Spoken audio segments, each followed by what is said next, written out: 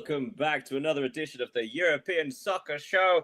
And in a celebratory episode across Europe, we are crowning champions, we are celebrating, and the big news, of course, this week is Newcastle finally won. But in a joyous mood himself, as ever, we have Leo joining me. Hello, Leo. Hello, Daniel. How are you? I'm nice and balanced, neutral, okay. But yes, oh my goodness, what a show we got for you today. All the things to discuss in the Premier League this week. We've got movings in the title race, but more so as Spurs climb out of the relegation zone. In Spain, Barcelona on the edge of a title of their own and could win the title when they when they play against Real Madrid next week. Delicioso. In Italy, Inter have been crowned champions as a stupid number of clean sheets are kept. In Germany, goals galore and the relegation scrap continues. And in France, your Lyon won to tighten their grip on a Champions League place. Lots and lots and lots happened this week, and we have to start right now because we don't have time to dilly-dally. So we're going to start in the Premier League, and we are going to have a quick word on the title race because on Saturday, Arsenal played Fulham, who reportedly had quite the stomach virus this week. Either that showed or Arsenal finally woke up as they defeated their London compatriots 3-0 with goals, 2 goals coming from Victor Gyökeres and 1 from Bukayo Saka. Arsenal 3 goals, all in the first half. They looked the most alive they've looked in weeks, haven't they? They looked ready to play football as opposed to just defend. Yeah, I totally agree with you. It was a really solid performance from Arsenal. The best way to prepare for tonight's clash against Atletico de Madrid, of course. We can note that Bukayo Saka, has finally regained some confidence after having been injured for arguably weeks. Fitness as opposed to confidence, or maybe even confidence in his own body. Yeah, of course.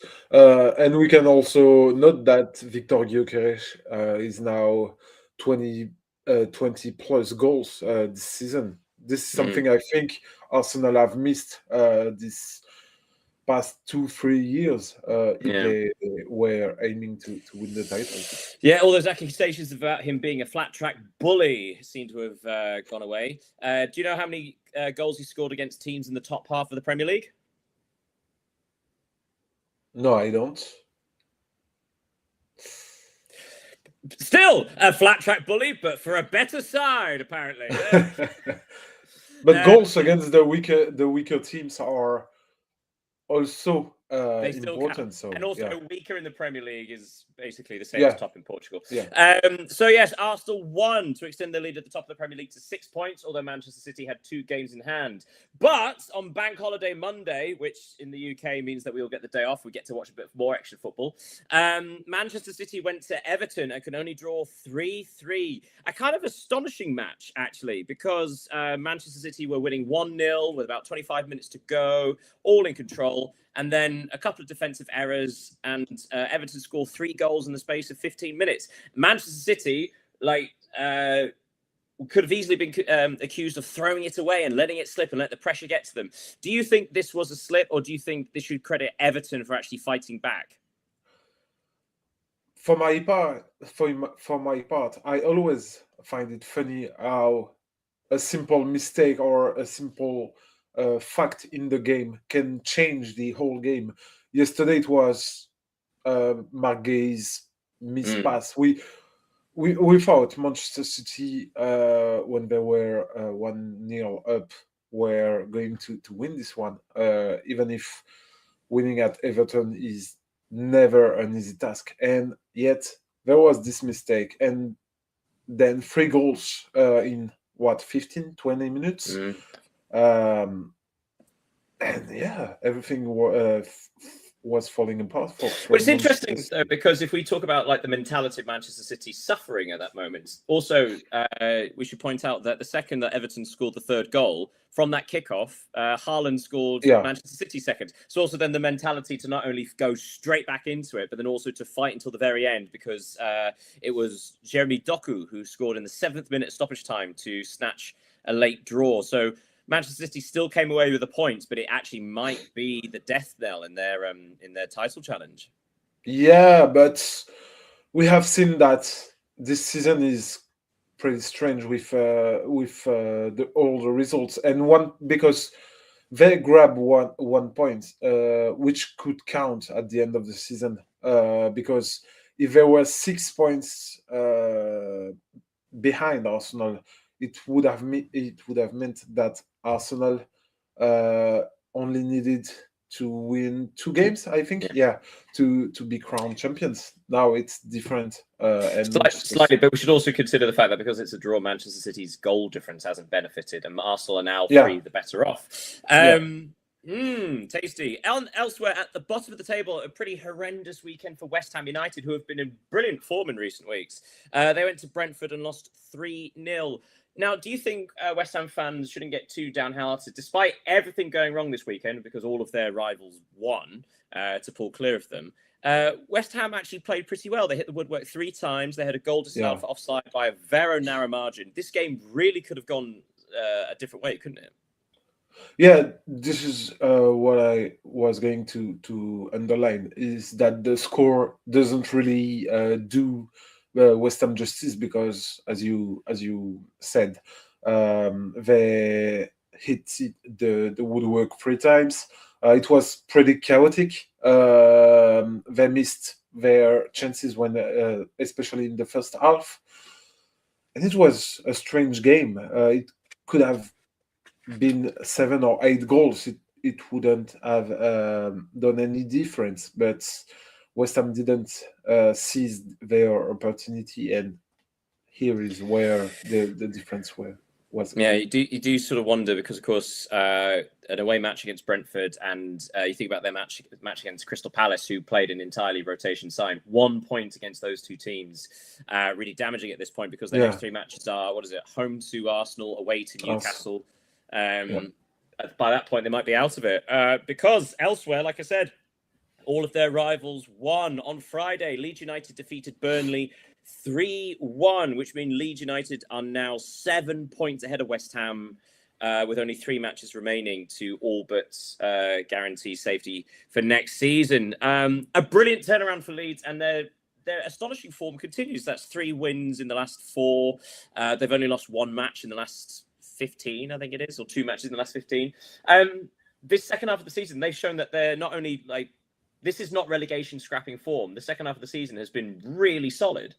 Yeah, they have been really solid since the start of the second half of the season. This victory against Burnley, a relegated team, it was important for them to win this one. As we all know, it's not always easy to win those games. Remember Tottenham only beating Wolves 1-0 last week, so they needed this win. They are not safe yet, but they are likely to be in the next 2 weeks, maybe. So yeah, they have been doing everything they needed to stay in the Premier League, and they would deserve this safety zone. So what I said before about West Ham United, perhaps fans should be a bit more optimistic, or a bit more, say, positive going forward because of the performance. Should the opposite be true for Spurs fans? Because they have won 2 matches in a row now. They went to Aston Villa and won 2-1. But we should point out that Aston Villa were awful, weren't they? It was a significantly rotated side with the semi-final of the Europa League in midweek coming up. So it was almost like Spurs weren't actually playing against anybody. It was that easy. Yeah, but I prefer give their flowers to Tottenham, because it's never easy to play at Villa Park. Even if Aston Villa have now lost 5 games, at home this season, so it's 4 more than during the entire season last year. But more importantly for Tottenham, it's the first time they actually win 2 games in a row since the opening and the second match day of the season.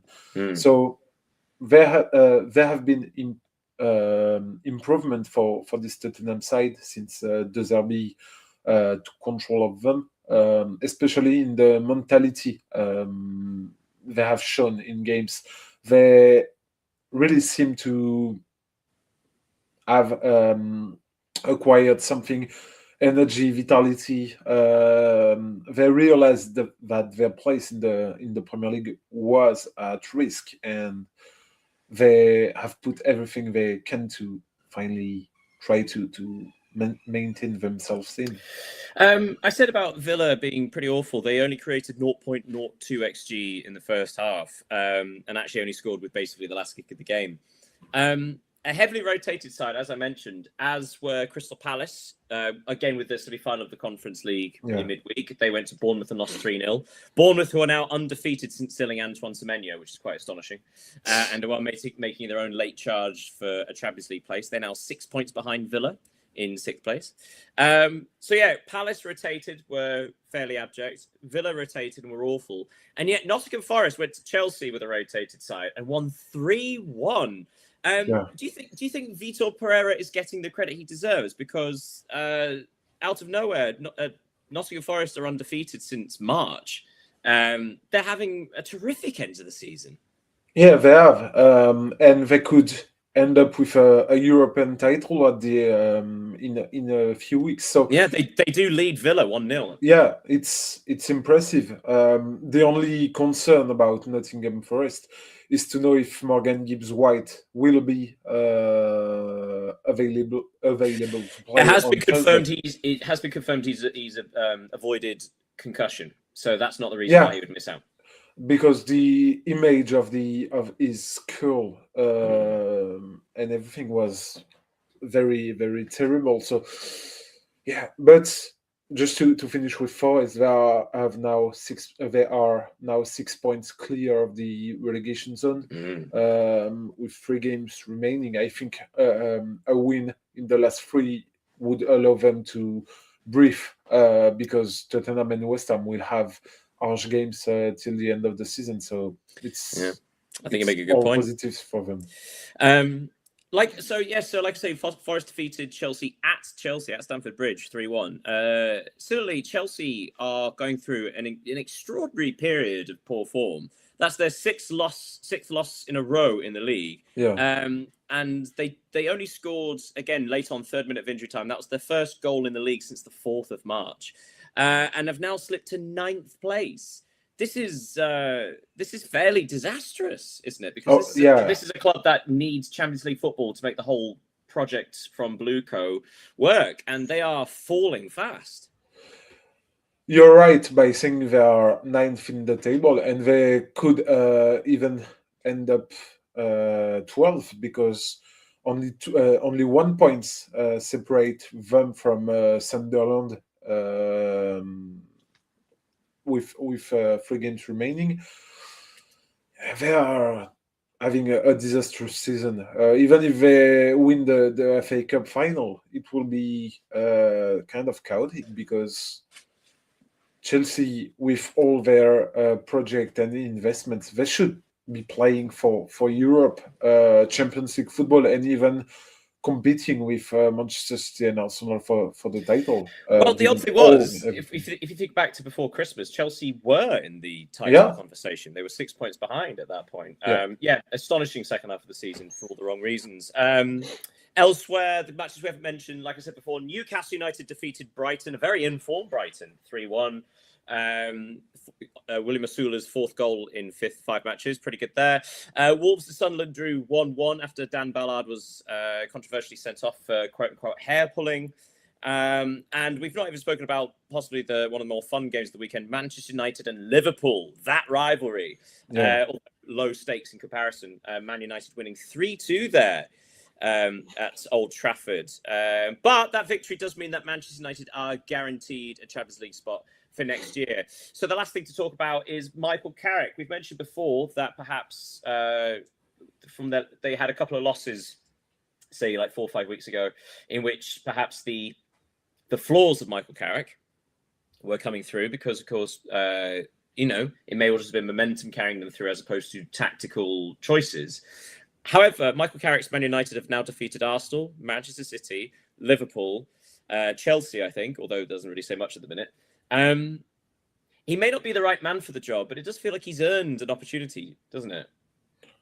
Yeah, if you just take a look at his performances and the results of Manchester United, he deserves to stay at least for next season because, yeah, you have recalled that they had triumph against Arsenal, Manchester United, now Liverpool. It's kind of impressive, especially given Manchester United weren't really expected to fight for the podium at the beginning of the season. So he has been doing a tremendous job with them. So why? And the question is not, is he qualified enough to stay at Manchester United? The other one is, who could replace him for next season? Because the question is open. Even if Andoni Raola has said he will leave Bournemouth, for example, he could be a replacement. But is it really worth it? I don't know. So we're going to leave the Premier League there, with West Ham and Spurs possibly being the last two in the relegation fights, and Arsenal, Man City fighting to the end for the championship. Right, off to Italy we go with Serie A. 10 matches to cover and 9 clean sheets. Yes, more clean sheets than a laundromat. Who knows? Right, so I suppose the big news being that Inter have won the title, 12 points clear of second place Napoli. In fact, they're the only team in the top 4 to actually win this week when they defeated Parma 2-0 with goals from Marcus Thuram and Mkhitaryan. No doubt about it. They not only are they deserved winners, but the opposition over the long stretch have been pretty poor, haven't they? Yeah, they have confirmed that they have played a real good season, even if it's not finished over for them, because they will play the Coppa Italia final against Lazio. Credit to Christian Chivu, as we said, because they were duped about how he could fit with Inter following Inzaghi's departure last summer. So bravo to Christian Chivu for what he has achieved this season. Absolutely. Becoming the first Inter manager to win it as player and manager, I believe, since the 1930s, I think. So wonderful achievement. Elsewhere in the chase for the Champions League places, Juventus had a huge opportunity this weekend because Como and Napoli faced each other, which ended 0-0. But Juve faced Hellas Verona, already relegated Hellas Verona, and somehow managed to only draw it 1-1. This is a huge dropped ball, isn't it, from Juventus? This was such an opportunity, such an easy hit, and they kind of failed to take advantage of it. Yeah, it's funny because we were just talking about Leeds United beating Burnley and the importance of winning these games. Juventus, it's obviously a disappointing result for them, especially at home. And just imagine if they fall 1 or 2 points to qualify for the Champions League, because there are now a lot of teams in contention for the spots. They would regret this result. Absolutely, and actually other teams as well, so like quite at risk. So AC Milan at one point, very recently, still in the title hunt, basically safe for the Champions League, and they are now only 3 points ahead of 5th position because AC Milan went to Sassuolo and lost 2-0. Something we didn't mention about Christian Chivu was the fact that the teams behind him, led by Antonio Conte, led by Max Allegri, led by Luciano Spalletti. Actually, when you compare about the head coaches that he's up against, it's even bigger achievement, isn't it? The fact that this is, being such a rookie manager, his first title against such pedigree in those three. Yeah, you can even name Gasperini from Roma, who has been in Serie A for long now. So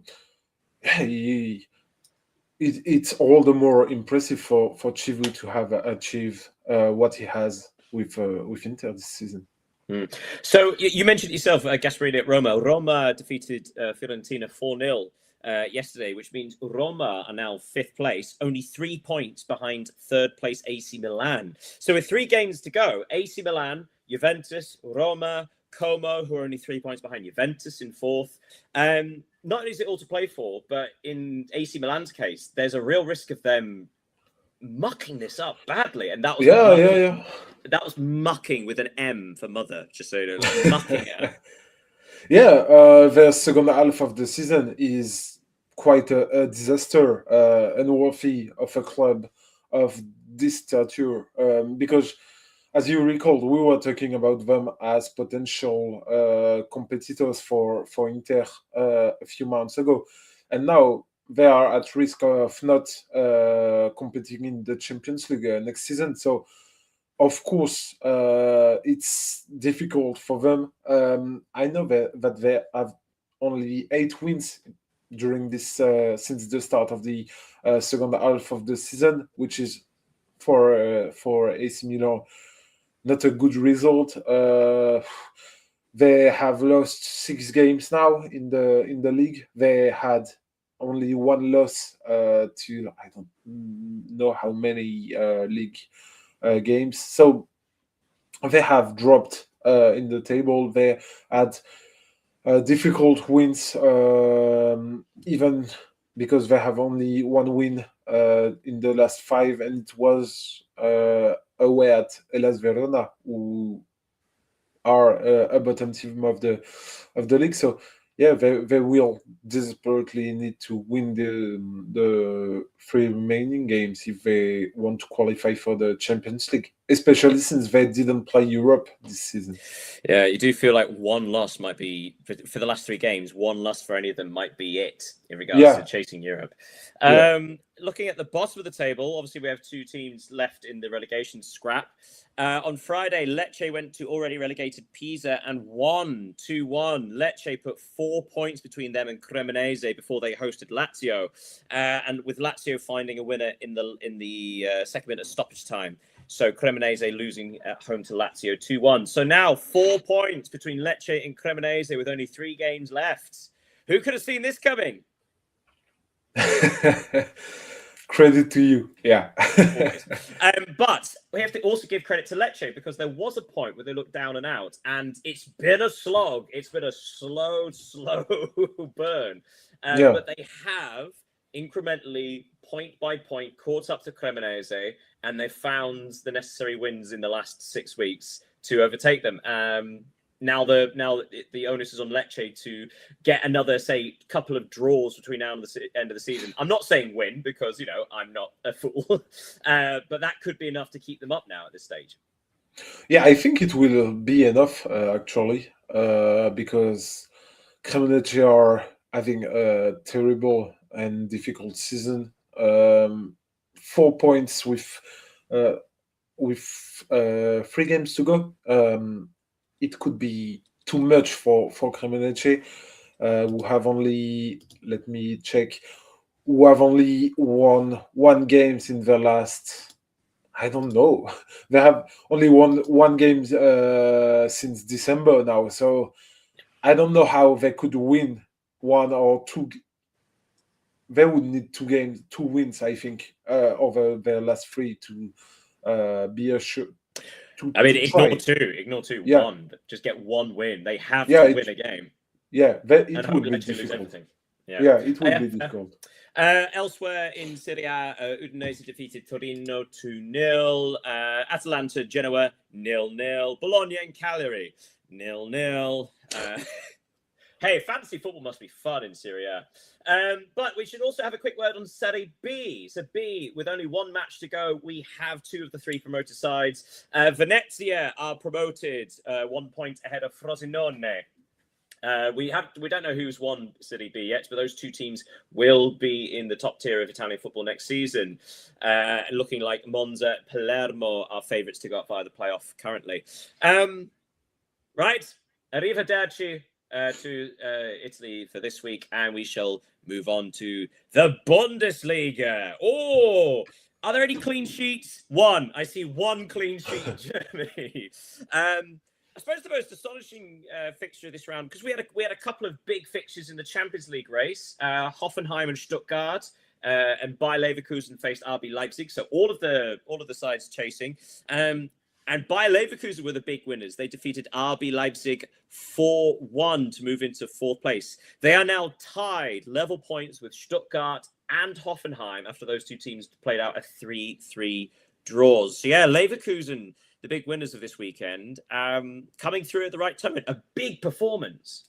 Yeah, big performance against a disappointing Leipzig side, because they are not in the same situation than AC Milan, but their season is. We can draw some parallels between them, because they don't compete in a European competition and everything, and they should be assured of playing Champions League football yet. But with only 4, even if with 4 points more than Leverkusen, Stuttgart, and Hoffenheim, they will probably be in the Champions League. Leipzig have been quite disappointing. I say big performance for Leverkusen. It was also a big performance for Patrick Schick, who got a hat-trick in this game. So that's also good credit there. In the other game, Hoffenheim and Stuttgart, 3-3. Hoffenheim really let this one slip, didn't they? They were 3-1 up with half an hour to go before they conceded another. And then Stuttgart had a man sent off.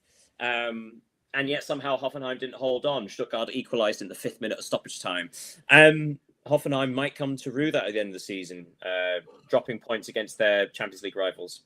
Yeah, I agree. But looking at the fixtures of the 3 teams, I think Hoffenheim seem to be the best placed to clinch the remaining Champions League spots.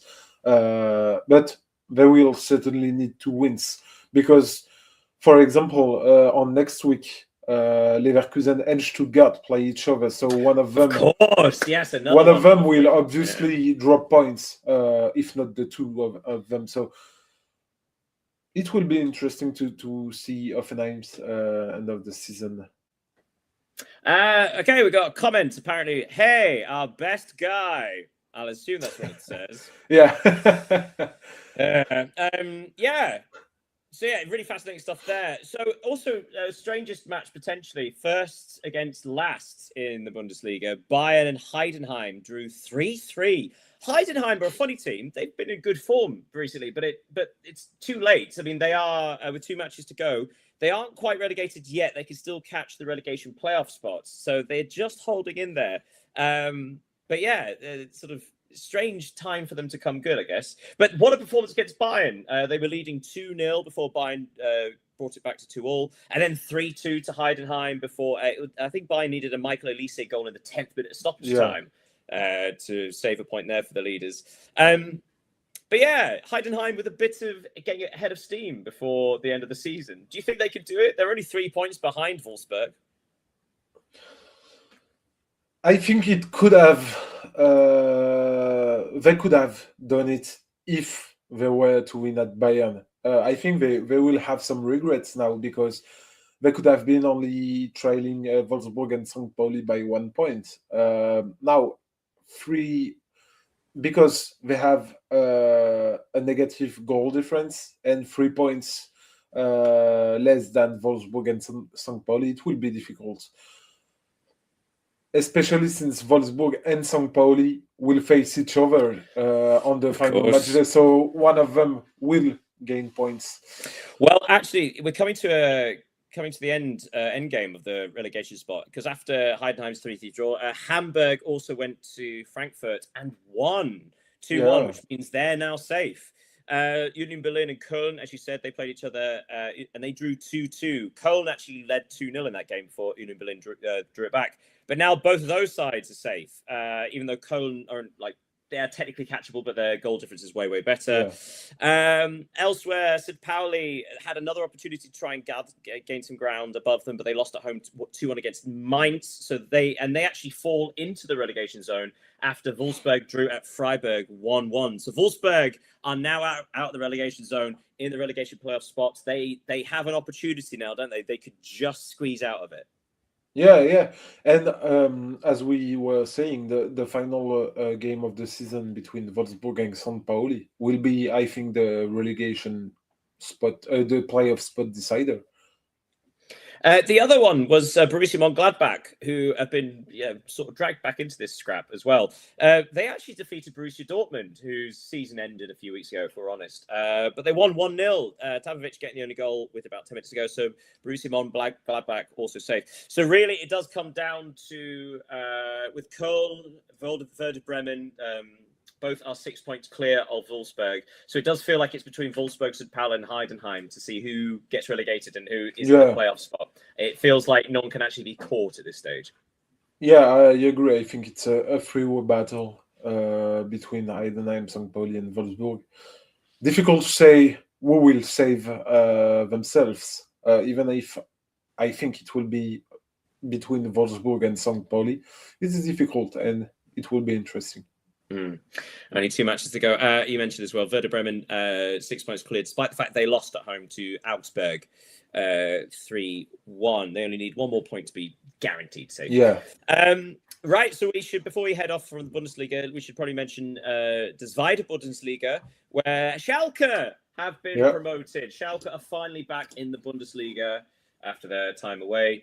So they are up. The three other teams with 2 games to go. The 3 other teams playing for the other relegation spot, promotion spot, sorry. Quite surprising, really. Elfsberg are currently second, followed by Hannover 96 and Paderborn. So, yeah, it could be quite a surprise collection trying to get into the Bundesliga for next season. Right, auf Wiedersehen und danke to the Bundesliga. Let's go over to La Liga, lots and lots happening here. Mostly relegation stuff, to be honest. But we should probably have a quick word on top of the table. Barcelona went to Osasuna and won 2-1 with the goals coming from Lewandowski and Ferran Torres, which meant that on Sunday, Real Madrid had to win at Espanyol to make sure the title was not clinched, and they did. They won 2-0 with both goals coming from Vinicius Jr. But it does mean that next week's El Clasico, Barcelona just need to draw, and they get to win the title against Real Madrid. Feels quite proper, doesn't it? Because Barcelona have by far been the better team this year. Yeah, and I wonder if Real Madrid fans wouldn't have preferred to lose or draw at Espanyol than at Barcelona, because it will be the ultimate humiliation to lose at the Camp Nou, or to see their rival being crowned in front of them. Yeah, I suppose though, had they lost the title, they would have to give them the Guard of Honor as they came on spit. So but I think they will not. I read news about that, and they don't want to do it. So. Yeah, but that's ego, isn't it? Not really fair. It's not very sporting. Speaking of sporting, no, we're not yet. That's a different team. Right, but I mean, probably talk about the relegation battle, because again, that's the place where so much happened. The big news was yesterday, Sevilla against Real Sociedad. Sevilla won. They won their second match in 4 games, which means they've climbed out of the relegation zone. They defeated the Real Sociedad 1-0. Big victory there. And Alaves have dropped in after losing at home 4-2 against Athletic Club. So now, I mean, we should probably do a bit more, actually, because there's just so many involved. Another big victory for Mallorca. Mallorca went to Girona and won 1-0, which means Mallorca Also, they would have dropped into the relegation zone Yeah. had they not won. So they've pulled clear to 15th. Elche went to Celta Vigo and lost 3-1. Levante lost at Villarreal 5-1. So many teams. Real Oviedo are basically down now. 4 matches left. They're 9 points from safety. They lost at Real Betis 3-0. So at the bottom of the table, Oviedo on 28th, probably gone. Levante on 33. Alaves on 36, Sevilla on 37, and then you've got Girona, Mallorca, Elche, all on 38. This is becoming impossible to predict, isn't it? Because basically every team in the bottom half, apart from Rayo Vallecano, who's at 11th, every single one of those teams can still get relegated, and every single one of those teams, apart from Espanyol and Girona, have won 2 matches in the last 6 games. So it's become entirely unpredictable because all teams are finding some kind of form, some kind of punch. Yeah, as you said, it's impossible to predict who will be relegated, apart from Real Oviedo. Even Levante could save themselves with some wins. But regarding this weekend, Sevilla and Mallorca have done the real coup because everyone else have lost. So of course it was good for Sevilla. For example, it was the perfect opponents. Real Sociedad were the perfect opponents because they are assured to play the European football next season thanks to their winning the Copa del Rey, and they don't have anything left to play in the table. So they made the most of this opportunity. A goal from Alexis Sanchez, which is quite symbolic, of course, for Sevilla. And yeah, it's a good opportunity for them to get out of the relegation zone. Yeah, absolutely. It's also that interesting thought of because it's just like random teams are winning at random points. So 2 teams will win and they'll climb out the relegation. Then another team will win and they'll climb out. It's just you just need to time this well. With 4 games to go, you need to make sure that you're the team that wins on like the final week or so. Just make sure, because no one is safe really. In the bottom half of the table. Apart from, as I mentioned, Rayo Vallecano, who followed up a good week in the Conference League. They defeated Strasbourg 1-0 to lead that semi-final. They then went to Getafe and won 2-0. Actually, I should probably, quick words. I said every single team has won at least 2 matches in the bottom, apart from Espanyol and Girona. Both teams that should have been safe a long time ago, but they haven't been able to put victories together. Girona have lost their last 3 games. Espanyol have lost 3 of the last 4. And both are within 3 points of Alaves. So you do wonder that if Alaves can find that victory, either of those sides are now the team in a downward trajectory, whereas all the others are finding these victories to scrap up. They're the 2 that aren't scrapping at all. They're the ones that are plummeting and just hoping they have enough. Yeah, you mentioned Espanyol. Their second half of the season have been catastrophic because they were fighting for Europe a few weeks ago, and since then they haven't won a single game. And they could be relegated now. So difficult times for them.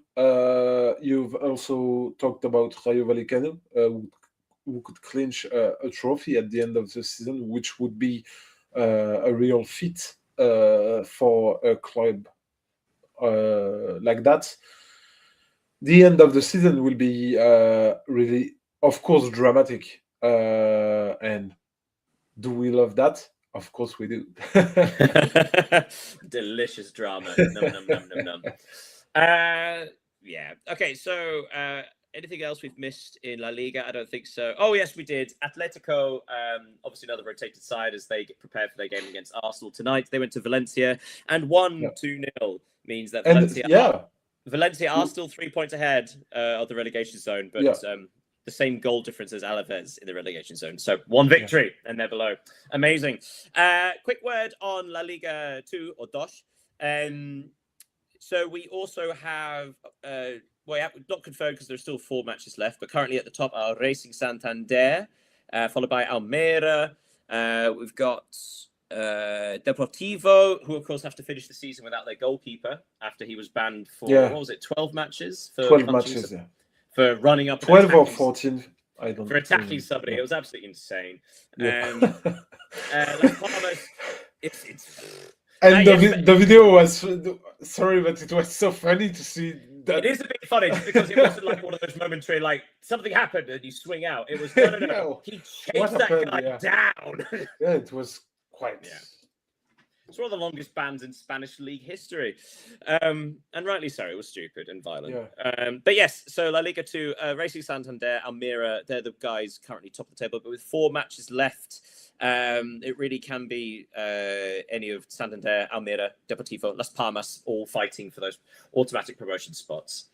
Right, finally, let's go off to France. Adios, La Liga, and we're going to say bonjour to Ligue 1. And the big news is not the title race, which is actually something of a strange stumbling over the line. But the Champions League fight is fantastic. But we are going to start with Lyon. Lyon against Rennes.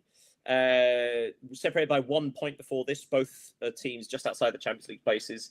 But Lyon won 4-2, and Lyon are now 3rd place. It's a vital win for Lyon, but a brilliant match regardless. Both teams showing why they deserve to be in this European talk. Yeah, because Lyon have finally lived up to their status in a do-or-die match. They played like a team worthy, a team that deserved Champions League football.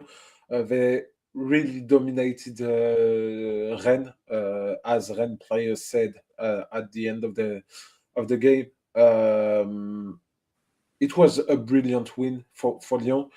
They are now in contention for a podium finish, which is, let's remember, it's something no one expected at the beginning of the season because everything that happened. Even a few weeks ago when Lyon lost 9 games in a row, it was impossible to predict they could enjoy that momentum. And now, because Lille drew this weekend, Marseille lost, this game was all the more important for them, and they have seized the opportunity to keep their destiny, their fate in their hands.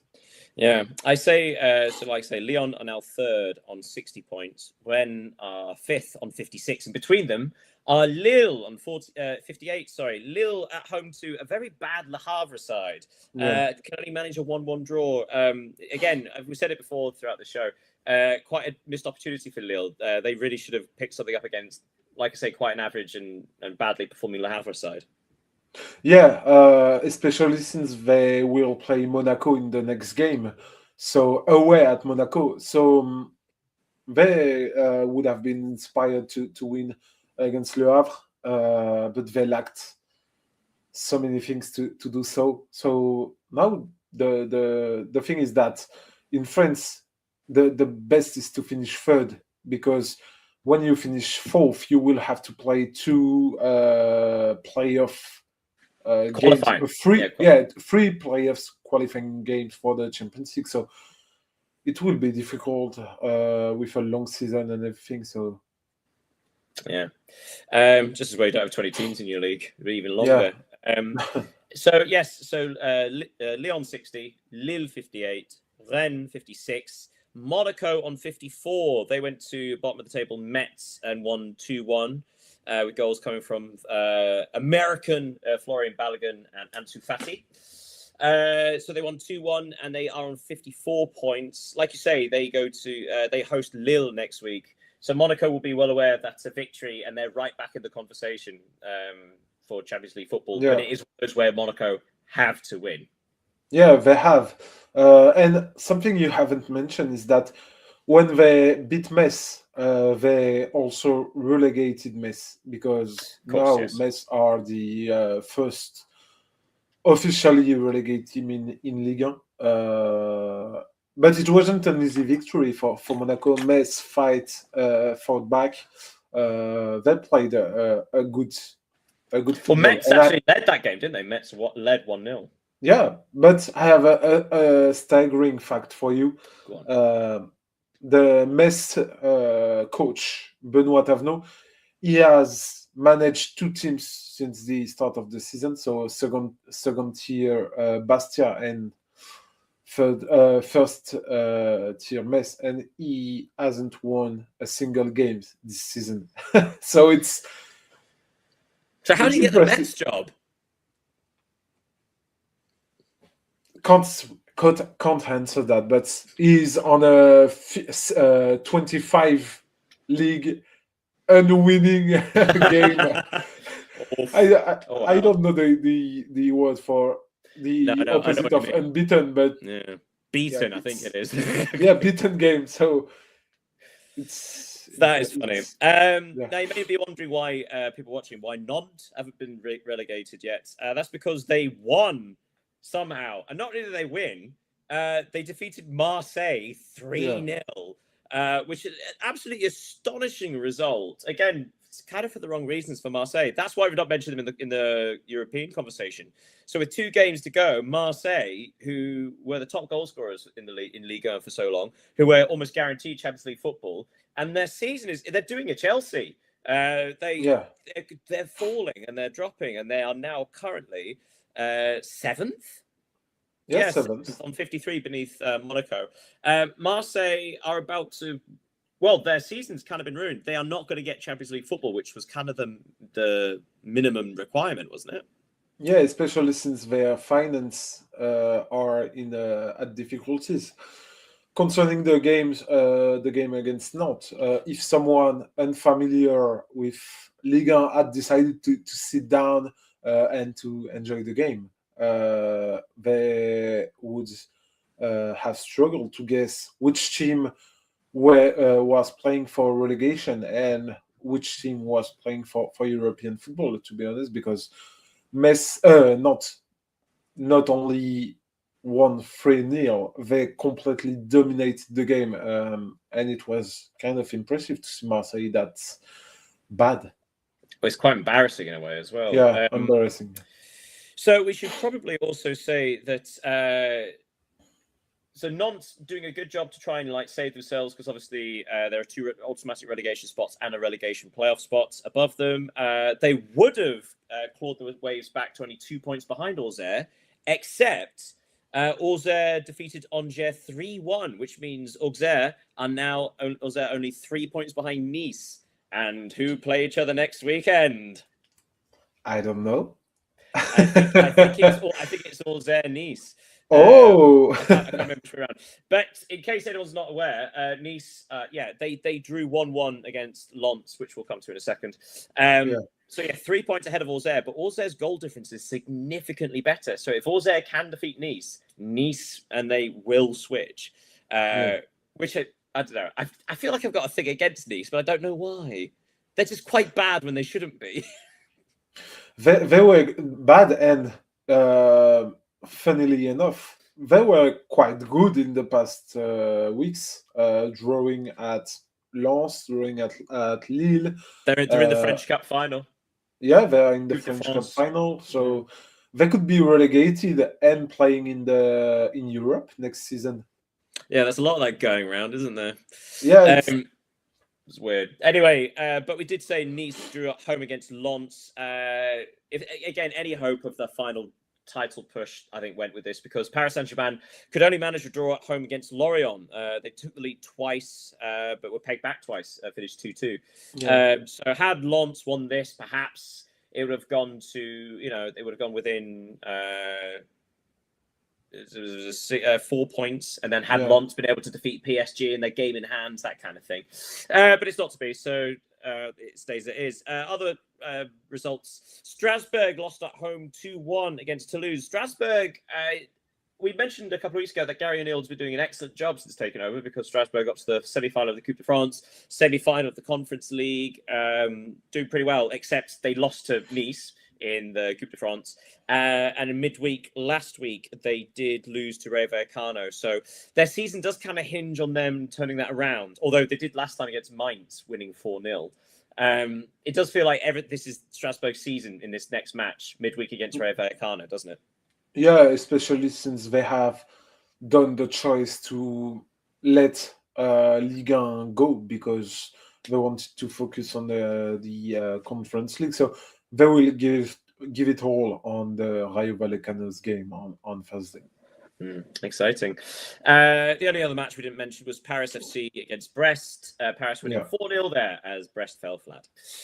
So that's it for Ligue 1, but we should probably say for Ligue 2, congratulations to Troyes, who have won. They are being promoted. So the City Group team, who were relegated 2 seasons ago, I think it was, are coming back. And the teams currently fighting for that second automatic spot are between Le Mans, Saint-Etienne, and Red Star. So, yeah, everything's coming. I love this time of the season where you see everything coming together. Yeah. But that brings us to the end of our European roundup. Should we talk about the things we may have missed? Yeah. You may have noticed we're a bit quicker this week because there's probably a lot that we've missed. Yeah, of course. No, you've mentioned, because I did note some relegated or promoted team. So you've mentioned, of course, Schalke having been promoted to the Bundesliga, Troyes to Ligue 1, and crowned Ligue 2 champions.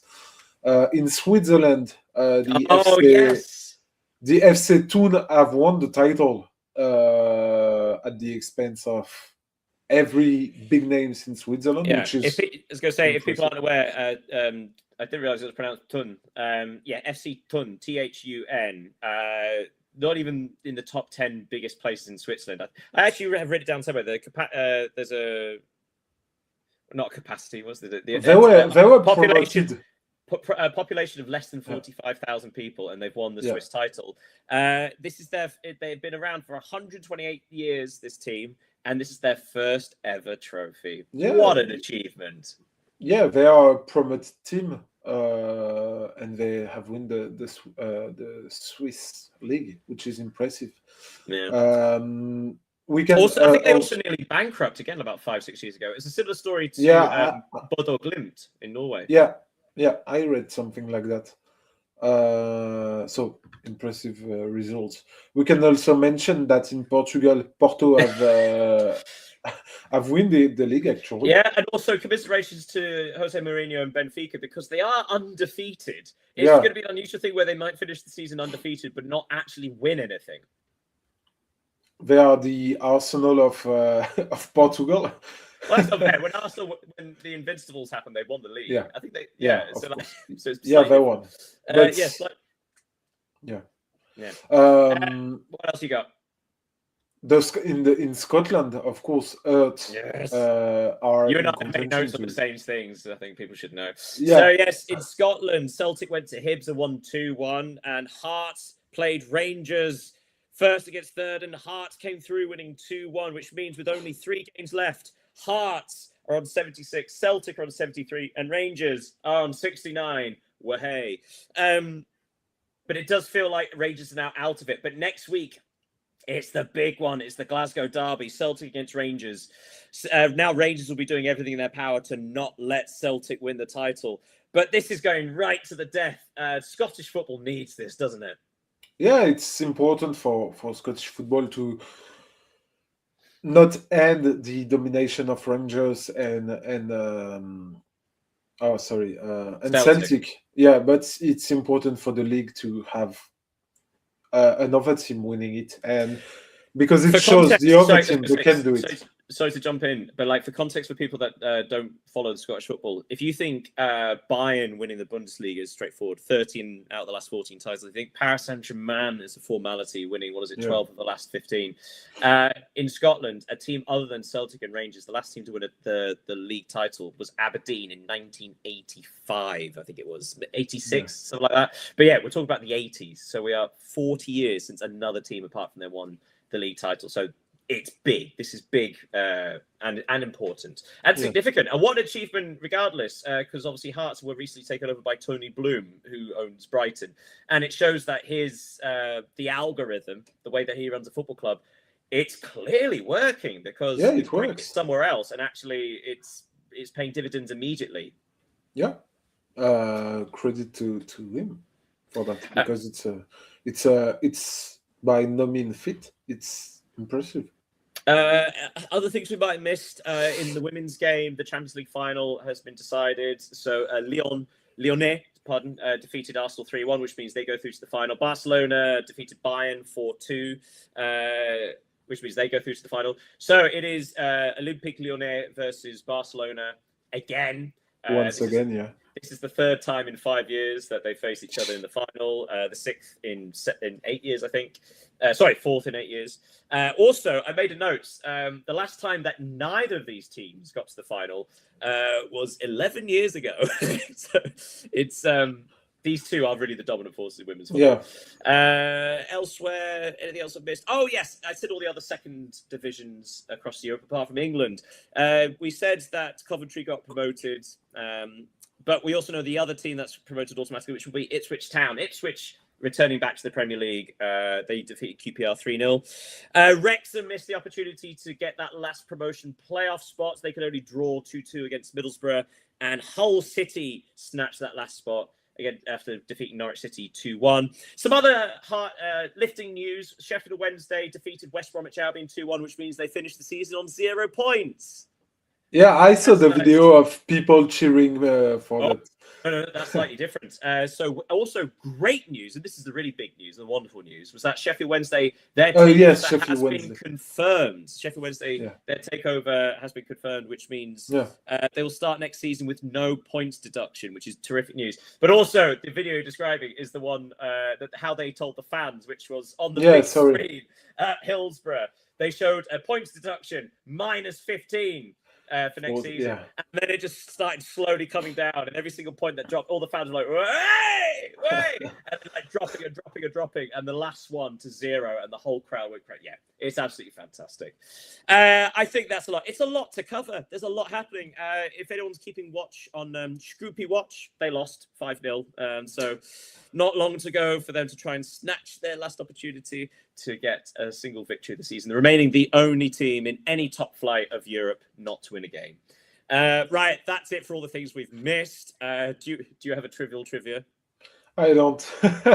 We have a lot of things to say. I have a stupid one if you like it. It's linked to the championship, hence why I ended on the championship. So elsewhere, Watford finished 16th this season and fired their head coach. Yeah, I saw that. Yes. Now, you may know Watford for being quite fond of firing their head coaches and being quite the turnaround. I've made a note. Guess how many managers they've gone through in the last 7 years? I saw the statistic and it was ridiculous, but I don't remember precisely. But it was more than 10, no? More than 20? No. 18? It's close. It's very close. I mean, it's a good guess. The answer is 15. 15 managers in the last 7 seasons. In fact, it's 12 in the last 5. I should have probably led with that. That is astonishing. Yeah. But hey, you know what? People keep applying for the job. It's their own silly fault. Thank you so much. Speaking of own silly fault, thank you for watching, everybody. Thank you, everybody. Live or not, make sure you follow our social medias, which can be found up there on X, on YouTube. Feel free to leave comments as long as they're nice. Looking at you, Evode, Nave, etc., etc. Put that. This week coming up. Oh my goodness! It's the finale of all the semi-finals across the European competitions, and the Champions League, and the Europa League, and the Conference League. We all know our finalists by next week. We might even have another couple of champions crowned in league football. Yeah. We'll never know. Well, we will know soon. Thank you so much once again. Thank you, Leo, for joining me as ever. Thank you, Daniel. Thank you, everyone, for watching us. Treat as ever. Have a wonderful week, everybody, and we will see you next time. Oof, it's going to be a big one again. Goodbye.